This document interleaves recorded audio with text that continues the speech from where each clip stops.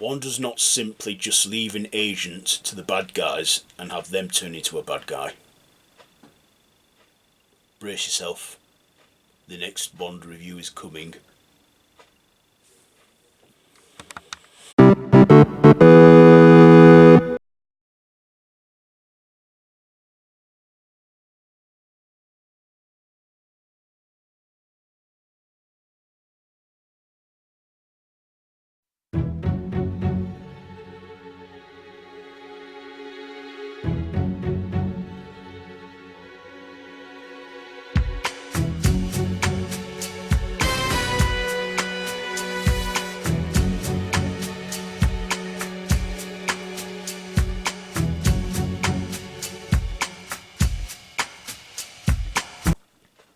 Why, hello there YouTube, and welcome to a random review, Road to Bond 25. So, just alter it a bit. So our reviews continue now, in the Bond franchise, and our next stop is the 16th film, and is it the 16th film? Yeah, 17th film, and that is Goldeneye. Directed by Martin Campbell, starring Pierce Brosnan, Sean Bean, yes, Sean Bean, Izabella Scorupco, Famke Jessen, and Don Baker, also starring. Just hang on a second, let me find it. Also starring Samantha Bond as Miss Moneypenny, Desmond Llewelyn as Q, and Judi Dench as N. Yes, first female N. So, in this one, in 1986. Agents 007 and 006, James Bond and Alex Trevelyan, are on a mission, are on this mission to stop chemical weapons in Russia, and Trevelyan gets caught and threatened, and Bond goes through the mission, and we then do a time jump to 1995, which was the present day at the time, and evil is afoot again when he discovers that Alec is alive and is now an evil force and goes under the name Genus. So, yeah, he then, he was once James Bond's friend, and then becomes his enemy, and launches this, wants to launch this satellite called Goldeneye, and cause world domination. Along the way there, Bond goes through obstacles of fighting off bad guys, including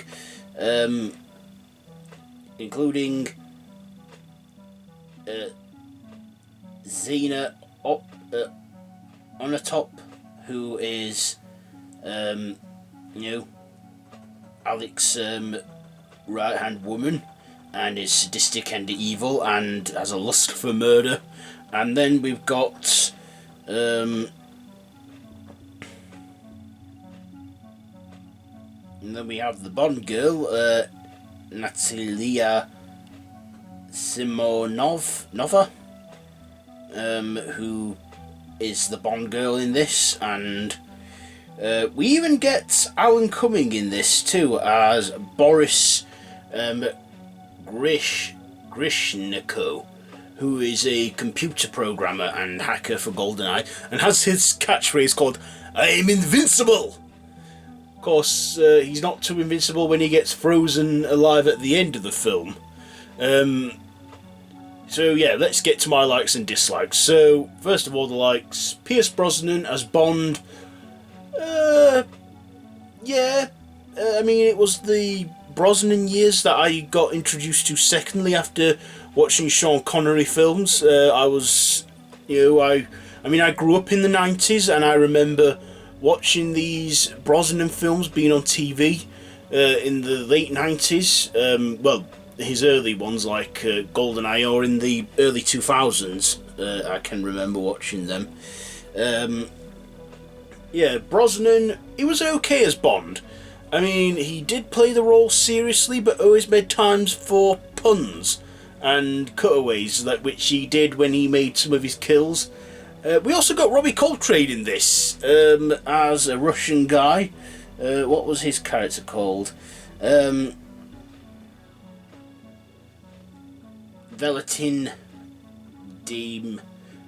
Demtrovic, who is a Russian gangster who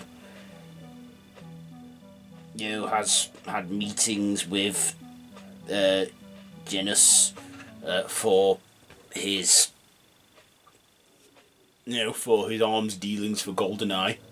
This was also set in a post-Cold War era, and also this was sort of a revival for the franchise because the Bond spent about 6 years off screen. After License to Kill, there was no Bond in 1990, 91, 92, 93, 94.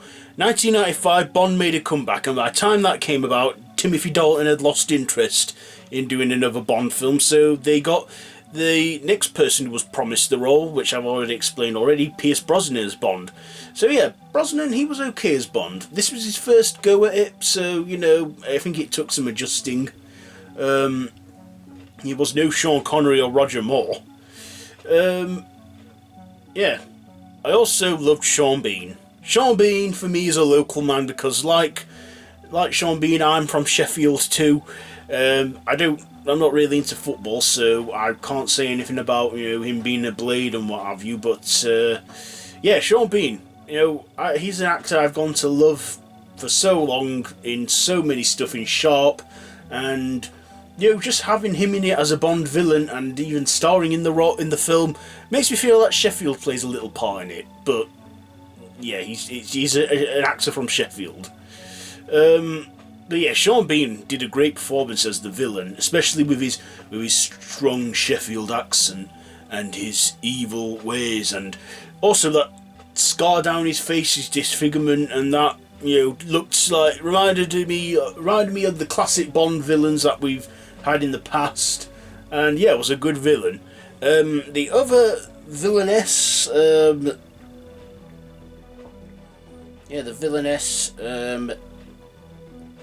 Zina on the top, played by Famke Jessen, Jean Grey from X-Men, the early X-Men films. She was, I guess I didn't really like her much. She was a bit too she was a bit too overconfident, too wacky, and in the end she got killed. She got killed by being crushed against a tree with a parachute. But yeah, I don't recall her ever saying much in the film, just being an evil, sadistic cow. I also loved the Bond girl, Natalia Simonova, played by Izabella Scorupco. Yeah, she was an alright Bond girl. I actually liked her in this. She was, she was fit. Yeah, and was Russian.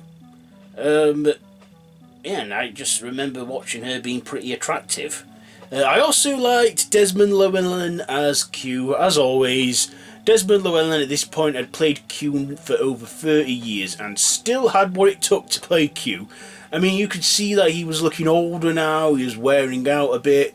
I mean, the guy was like 81 at the time when doing Goldeneye, and I admire his commitment to the role. He really did hang in there, staying as Q, and was still good in it. Still, had the stuff for being Q, and yeah, I enjoyed it. I also liked Samantha Bond. Yes, Samantha Bond. She actually, has the surname Bond. Yeah, I liked her as Miss Moneypenny. She was like a new, fresh Miss Moneypenny. The third incarnation of her as well. Well, the third actress to play her. And yeah, she seemed like she did a lot more. A lot more other than just sitting at the desk and being cute M's secretary. I feel like she got out more with Bond. You know, she was more flirtatious. She, you know, got out of the office more. I liked her Moneypenny, and she definitely had a bit of really big soft spot for Bond. You know, this Moneypenny. I also liked Judi Dench as M. So Judi Dench at the time, I think she was a well-known actress. I think she did like a lot of that sitcom as time goes by, romantic drama sitcom as time goes by. This was also like a big touch and go, because before this, M had always been played by a man, by Bernard Lee, then Robert Brown. So this was not just a, you know, Judi Dench. This was a big gender change for M. People were saying, you know, they were thinking, is the world ready for a female M? And I say she did a good job as M. In fact, she's the longest running actress, well, longest person to play M in Bond films. She played M for like 4, 5, 6, 7 Bond films, from Goldeneye to Skyfall. So she was M for quite a while, and she actually made the part her own too. I liked her as M. And a female M, yeah, I think it worked. You know, could we get a female Q one day? Possibly. Female Bond? I don't know. Maybe, I don't know. But would it be? That's a big topic. You know, should we have a gender change on Bond? But it's not as simple like Doctor Who or whatever. But female M, yeah, she was good. Judi Dench's M, and yeah, it's the first M I can remember. Yeah, I mean, I watched the Connery films to start with, but I never really took much notice of M in those ones with Bernard Lee. But Judi Dench, I guess a female M was good, because it actually, well, for me, drew more attention to that character, M. So yeah, Judi Dench, brilliant as M. So the story of this film, it was a good plot. It was a good 2 hours. It didn't feel like 2 hours, I gotta say. This film is about 130 minutes, so 2 hours and 10 minutes, and it didn't feel like that long. I just, you know, enjoyed this film a lot. It was a good film, good action, and a huge, like, big comeback for the Bond franchise at that time. So yeah, Bond was back, and he was back in business, and this was the start of the Brosnan era. And then throughout the rest of the 90s, we got one out every other year, from 97 to 99, then 02. Yes, so we're in the Brosnan years now.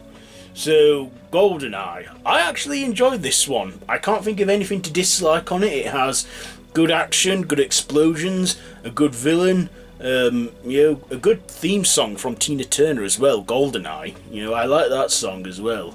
This is what I like to call the third installment of the Golden trilogy, because like I said, this is the third film to have gold in its title. There's Goldfinger, the man with the golden gun, and then Goldeneye. So I like to think of them three as like the Golden trilogy. So we finally reviewed all that one, the Golden trilogy. So final thoughts and ratings. I can't think of anything to dislike about this one, because I enjoy it a lot. You know, great comeback for the Bond franchise at the time, but you know, I was like only 4 in 1995, and I don't think I was old enough to watch this one. I think this had an R rating, or in the UK a 15 rating, before they toned the franchise down to 12A, and then it became PG-13. But yeah, Bond was long gone. The PG rating for Bond films were long gone at this point, and they really upped the ante in it. So, Goldeneye. You know what? I really love this one. I enjoy it, so I'm going to give it 5 out of 5. 5 out of 5 for Goldeneye. Yes! So, yeah. Have you seen this one? Let me know down in the comments below if you have. If you like this video, be sure to give it a big thumbs up, share with your friends, subscribe to my channel if you haven't already, and to hit that notification bell. I have other channels linked in the cards above or down below. You know, if you love horror, if you love Doctor Who, you know, no pressure, they're there if you want to see it. So, that's it for this one. So I've been Random Ross. This has been my random review, Road to Bond 25. So our next stop will be Tomorrow Never Dies. So, until then, I bid you all a goodbye, friends, goodbye.